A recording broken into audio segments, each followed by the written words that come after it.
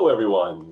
Once again, this is Marcus Geisler with GAMGA TV, and today we are welcoming our friends from the Anaheim Karnevalsgesellschaft.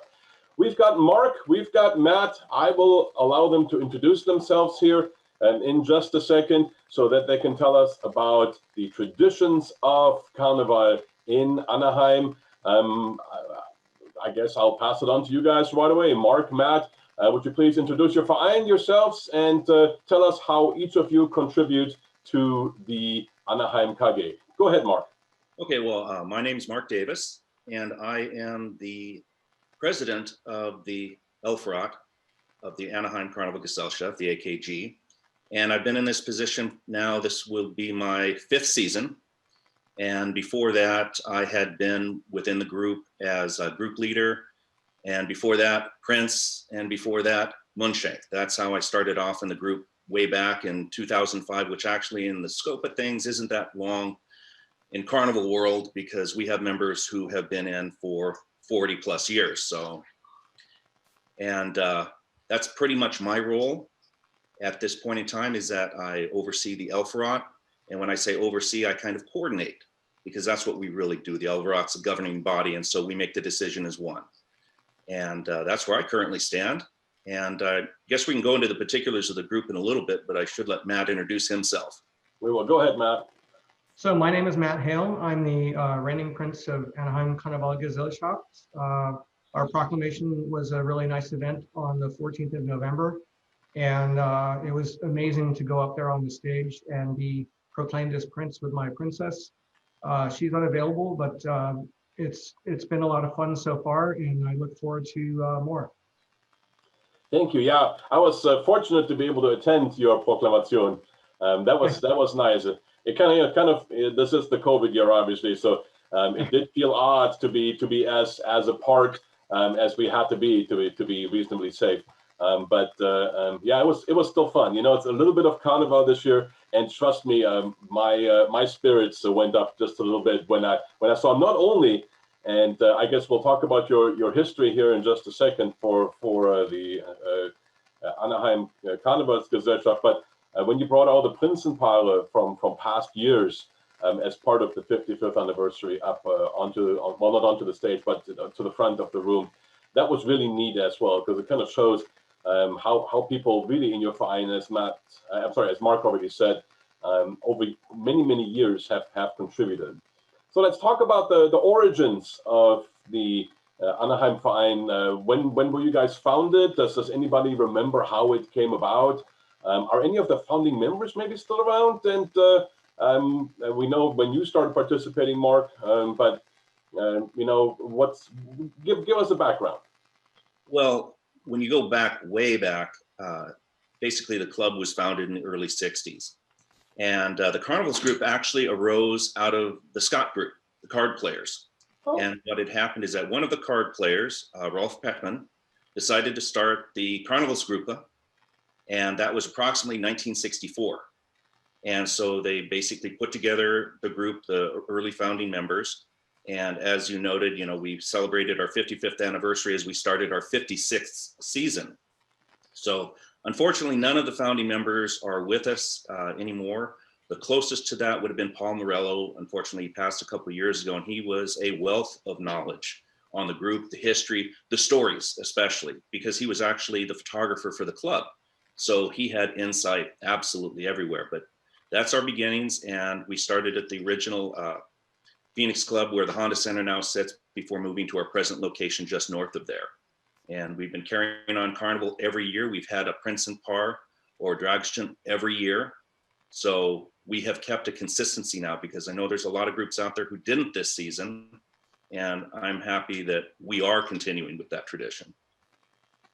Absolutely.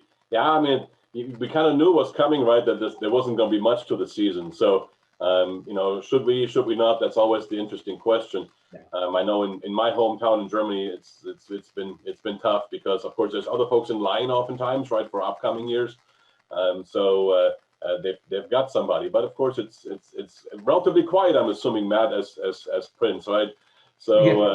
But we'll get to those details in just a second. Now, you mentioned the Skat Club, and then it went to Carnival. So I know that the Phoenix Club has other groups beyond the Anaheim KG, but I know within your club, you have other groups, other organizations that contribute to your Carnival events in different ways. Can you talk about some of those, please? Okay, well, we actually have basically the Limburgers. That's the Dutch Carnival group. And they're members of the Phoenix Club, and you could call their home base the Phoenix Club as well. While they don't formally have an event, they do have a different Prinzenpaar each year, and they literally attend all our events. And they're probably our biggest supporter within the Phoenix Club. But then after that, we have a lot of members who are in different groups. So we have them in the Schuhplattler. Matt has recently joined the shooting group. We have people from choir. We have people from frankly, the board of the Phoenix Club. So every group is intertwined with each group. And when you look at it, we've also pulled a lot of members through the youth dance group of the Phoenix Club. Not only the dancers, but parents. I was one of those because my daughter started out at 3 in the youth dance group. And from there, I came forward into the Carnivals group and I pulled along Heidi, and that's how we became involved. So a lot of the groups pull in the individual members, and it's a really nice way to do it. Get brought along slowly. Well, I can imagine. Yeah, I mean, and you know, at the end of the day, Carnival is a social fun event, is it not? Yes.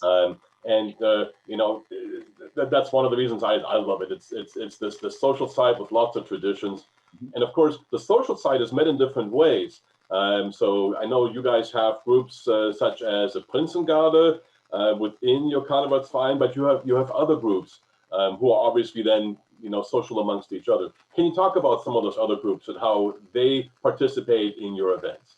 You mean within our own group?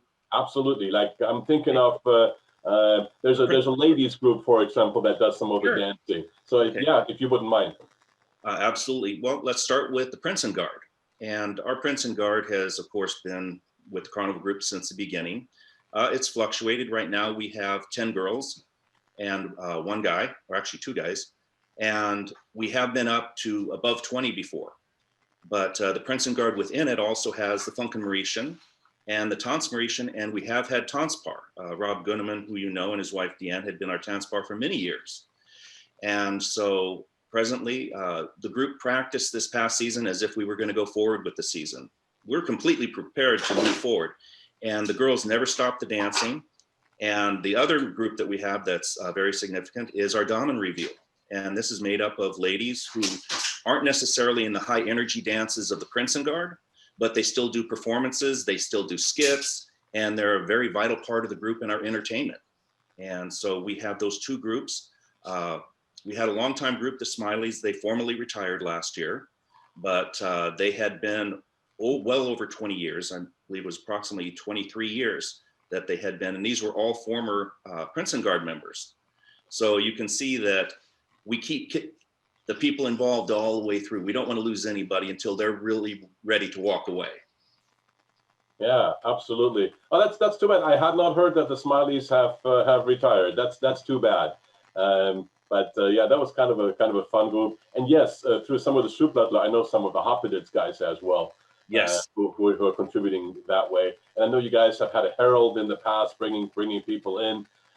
So lots of formal things that, frankly, you guys are lucky to have so many members to be able to do that, for sure, in all these different groups. Yes, we've been fortunate. We have been. Yeah, for sure. So, of course, to be able to do that, you need to rally around somebody every year. And this year, that's Prince Matthias. And so, Matt, you know, there's this beautiful song in Cologne, Einmal Prinz zu sein. This is to be Prince just one time. So yep. What made you step up? I know you haven't been around Carnival for that long, but you know, why? What moved you to becoming Prince Matthias for your verein? I'll try to give you the story in short form if I can. So I started learning German at 14. Learned it through college, spent a year in Göttingen as an exchange student. at the university there, and then continued through grad school. And then I really missed it. I was not that involved in German for almost 20 years. And then I decided to join the Phoenix Club. I think it was 2018. Later that year, I was introduced into the Carnival group. And being connected with the culture really has caused me to dive in. I really love it. And Carnival is a new thing for me because as I'm sure you know, in Niedersachsen, there's really no trace of Carnival. You would have to really go out of your way into a dorm party or something like that to find it. But you don't see parades in the street in Göttingen, for example. So I'm learning as I go, and I really enjoyed it. So last year, or I would say 2019, I dove in a lot and worked in the potato pancake booth a lot and got to know a lot more of the members. And I've been more active in the events as I've been a member of Carnival. And I've loved every one of them. I would say my favorite one at the Phoenix Club is Pirate Ball. That's probably a popular comment. Yeah. And then I've had a ball at GAMGA. So I do realize that this is a once in a lifetime opportunity for me.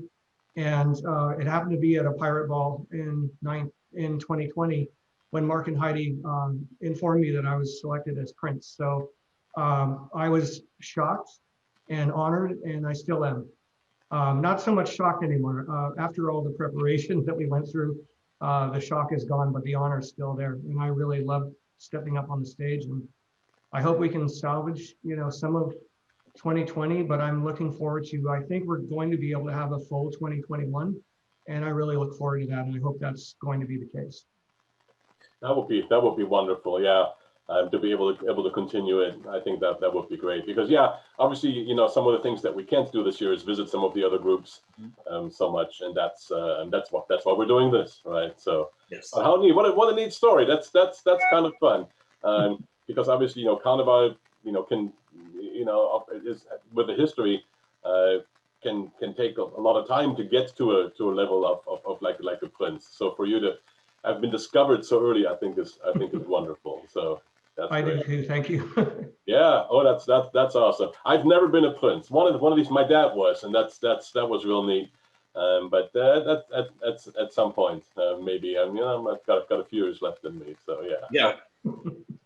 So now, of course, we heard about the Proklamation already in November. So what other events does your Verein typically have? We mentioned the Piratenball, but I know there's more. You guys usually have quite a schedule. So what does Anaheim do throughout the Carnival season in a typical year? In a typical year, well, of course, we have the proclamation in November. And then the week before GAMGA, we have our Prunksitzung. And so, of course, that's all you have the Wittenrede, you have the skits, you have the dances, and we've actually moved Prunksitzung to the week before GAMGA because it's kind of a tune-up for GAMGA. So all our performances, all the skits that we perform at GAMGA, we've done a week before a live audience. So we know the particulars, and we've made revisions. We had an Elfrat skit a couple of years ago, kind of based on Frozen, and we made massive revisions between Prunksitzung and GAMGA within 1 week because we just didn't like the way that it came out. And of course, when we went to GAMGA, it was very well received. So Prunksitzung has become a big part of us, and it's becoming more and more a well-attended event. Of course, we go into GAMGA the following week. And of course, we're up there for 3 days with everybody else saying hello and having great time with all our friends from different groups. And then generally after that, we're off to San Diego to attend one of their events. And we go down and we have the event on Saturday, and a lot of people do stay over for Sunday because they have their Kinder Carnival that day.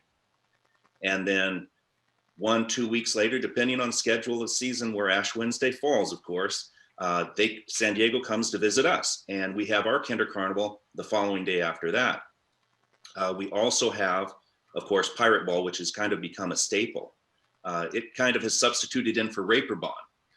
Carnival off the Reeperbahn we had for many years, probably 15 straight, before we decided let's try something new, and we went to Pirate Ball. And after that, we closed the season with Lumpenball. And our Lumpenball has changed. We kind of fluctuate with the Prince, and we can get to that later, but just to keep the story interesting, the Prince has to make a decision about how the season ends for him. Okay, all right. not privy to that one, so I guess we're going to have to inquire when it comes to the scuttlebutt at the end. All right, good. That's a lot of events. That's more than any other verein that I've interviewed so far, and obviously it takes time and effort to put that on. So so you mentioned earlier, I have to go back. You mentioned the potato pancake booth. I'm assuming that's part of the Oktoberfest that the Phoenix Club does, where you guys do some fundraising. Am I correct in that? Yes, yes. The potato pancake booth, we used to run it at Easter. We used to run it at MyFest. There were a couple times during the summer we ran it at events that would come up at the club, but Oktoberfest is literally the time that we do it. And it funds everything for us. I mean, if you've talked to a lot of groups, you know that a lot of them have to front their own money. They have to pay for their own costumes. The potato pancakes allow us to subsume a lot of costs. We're able to discount for our members the bus to Vegas. We can sponsor a bus to San Diego. We pay for our Orden. We pay for dinners and specialties. And you look at it from that perspective, it's a great thing.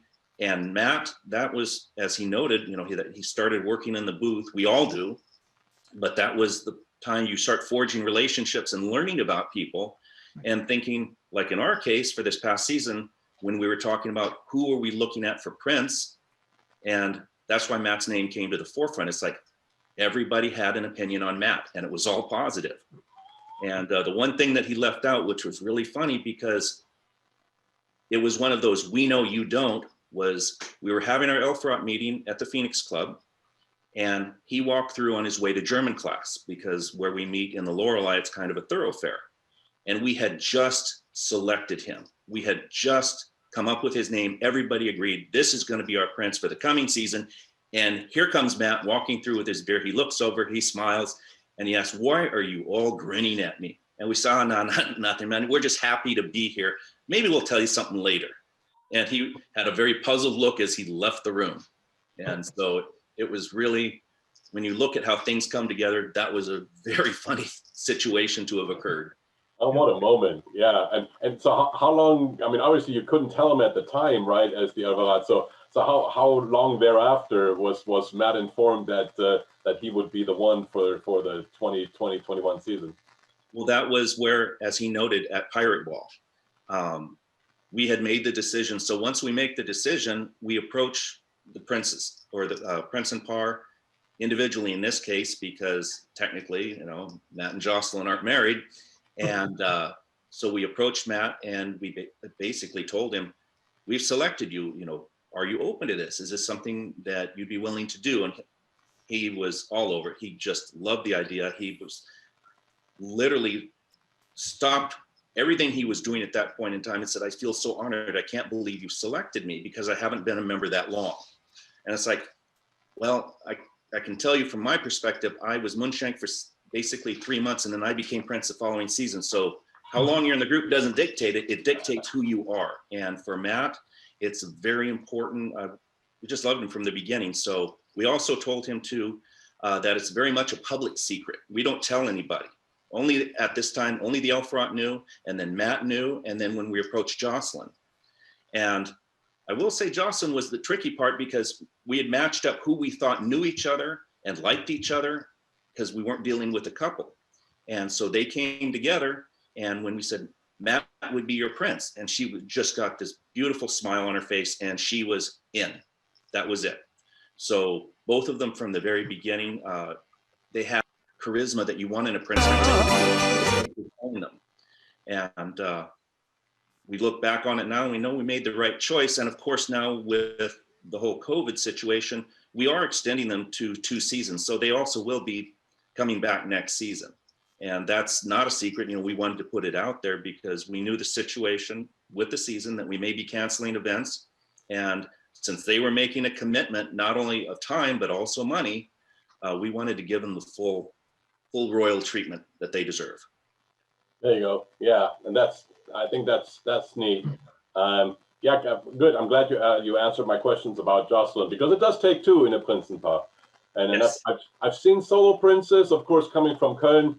I see Dreigestirn most of the time, but yeah, it's more fun with at least one other person for sure. So So now, Matt, going into traditions, then the end of the season, Mark mentioned that you need to decide as to how things are going to end.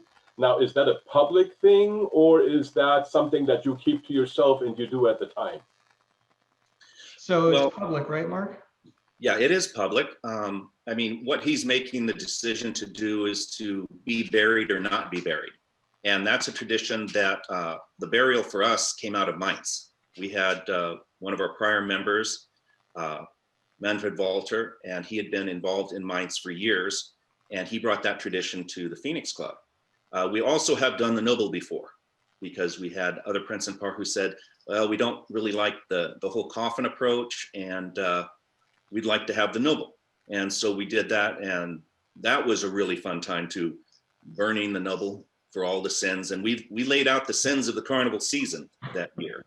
So, but Matt's decision, it's, you know, we tell him you're never in a rush, because Lumpenball is at the end of the season, so you can tell us as we approach. And so, you know, technically he still hasn't formally said how he wants to end the season, but he can keep that for at least another month, because with everything going on, we hope to be able to have it at after Ash Wednesday, but we'll see. Wait and see approach. And it may take a whole different approach this year anyway, because if he's going to be around next year, you're going to have to resurrect him otherwise, right? So, yeah, you know, there's certain difficulties to that. So, yeah, good. Well, good. We'll leave that out there, and then I guess the other Vereine are going to have to check in with you guys as to what actually happened for the Lumpenball. Speaking of other Vereine, and as we're getting relatively close, you mentioned San Diego.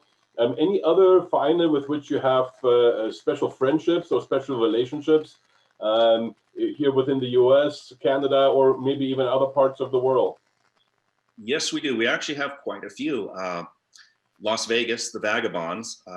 One of our members, longtime members, Walter Lupke, who was also GAMGA president for many years, helped the Vagabonds back, I believe it was in the 90s, mid 90s, early 90s, when they had formed their own group, because if history serves me well, they were part of the Hippen, and some of them basically shifted off to form a new group, the Vagabonds, and they've been part of us ever since. We've attended events there, they've attended events with us.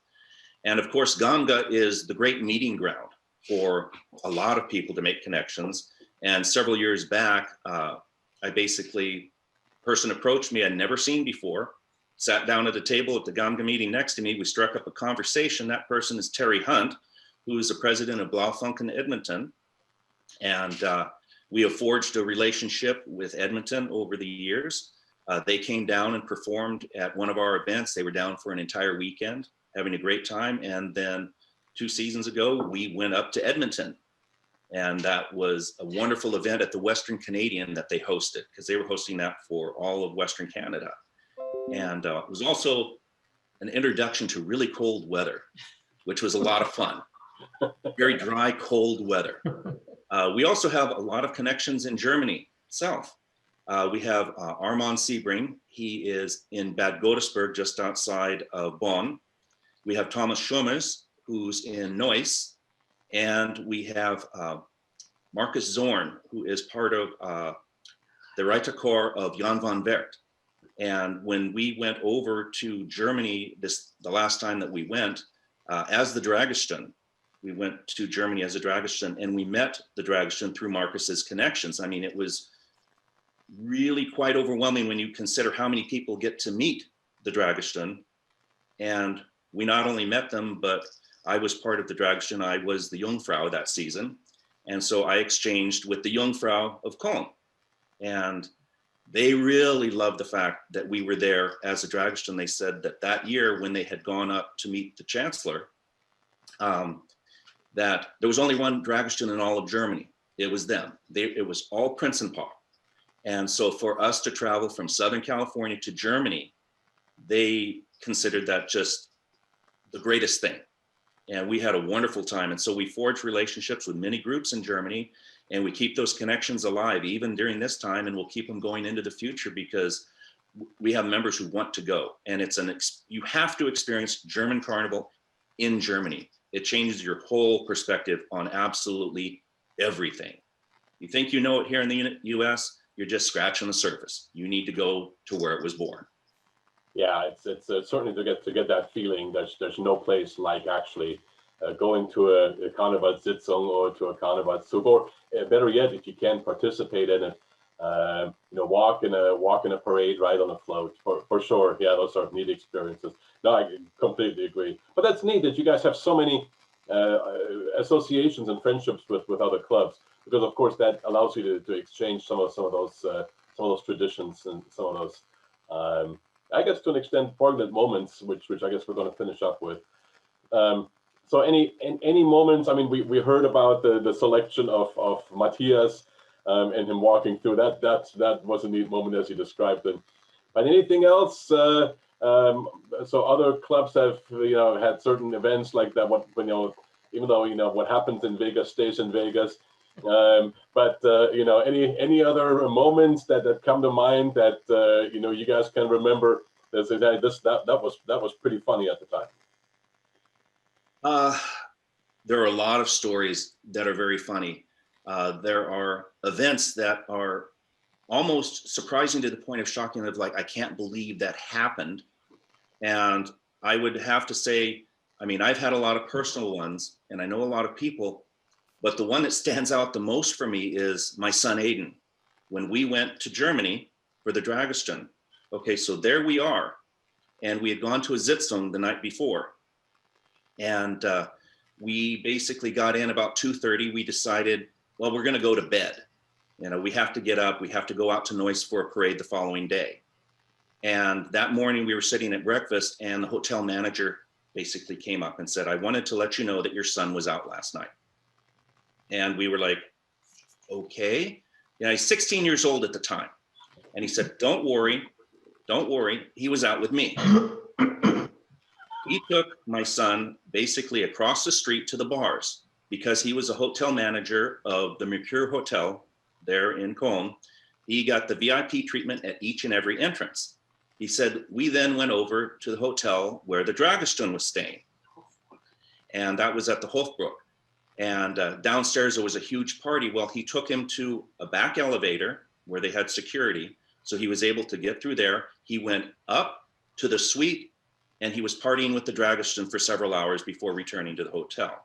And I told my son, I said, do you realize the percentage of people that get to party personally with the Dragestunde? And he's like, not really. And I said, it's very small. It's exceptionally small. You've done something that I don't think I know anybody or of anybody who's ever done that. And at 16 years old, there he is in Germany having the time of his life. And he desperately wants to go back and have more of those experiences. But I think that's what stands out, is something like that more than ever. How much you see, how much you have the time of your life in Carnival. That's cool. That's quite a story. Yeah, that's going to be difficult to top. But here's what the friendships do for you, right? With some of the other finders that put you there, and that obviously allowed Aiden to have that experience. How neat is that?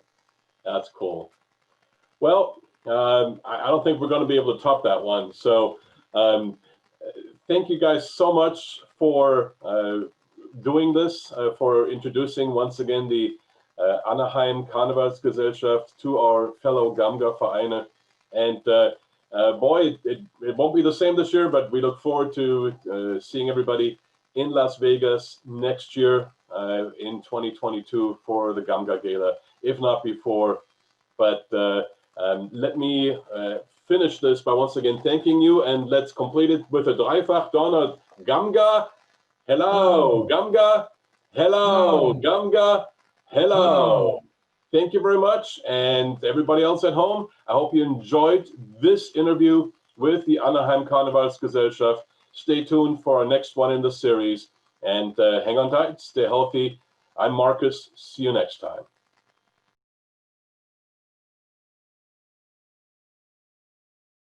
And now the last performance section for tonight. great, and maybe for this year, the Anaheim Karnevalsgesellschaft with the Phoenix Club.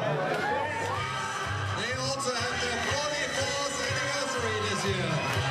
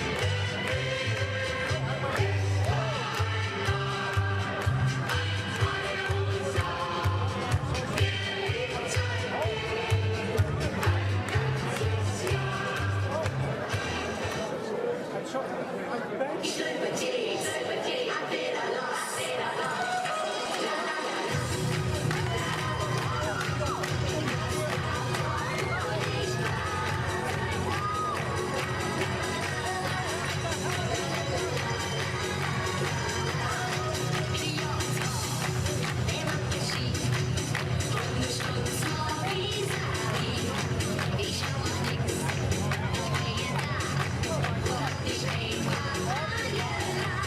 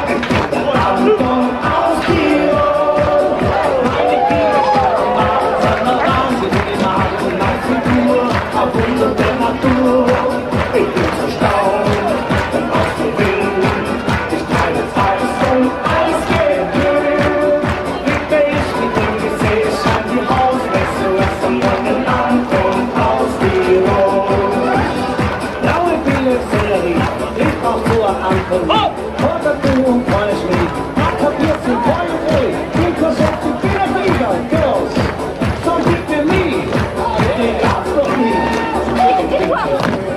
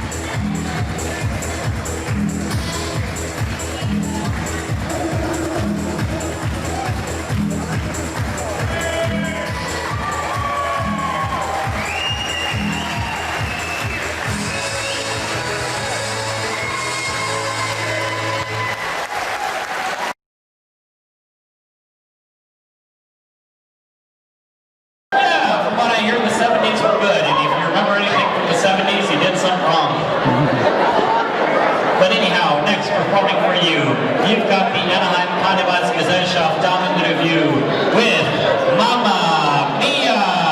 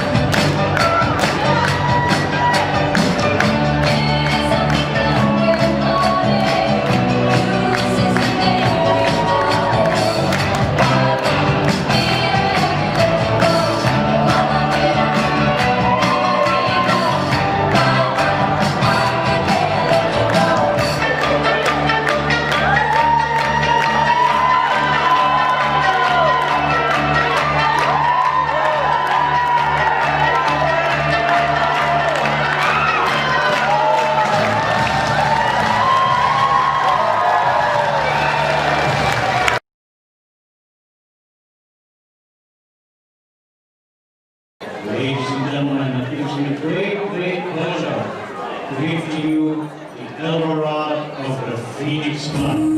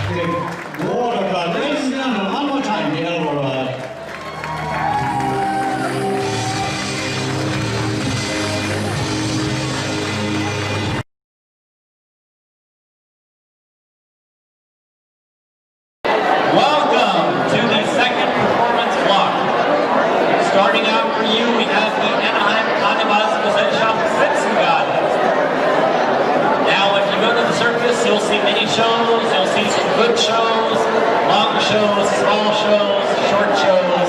But this time, the Anaheim Karnevalsgesellschaft presenting to you the Prinzengarde, the greatest show. Greatest show.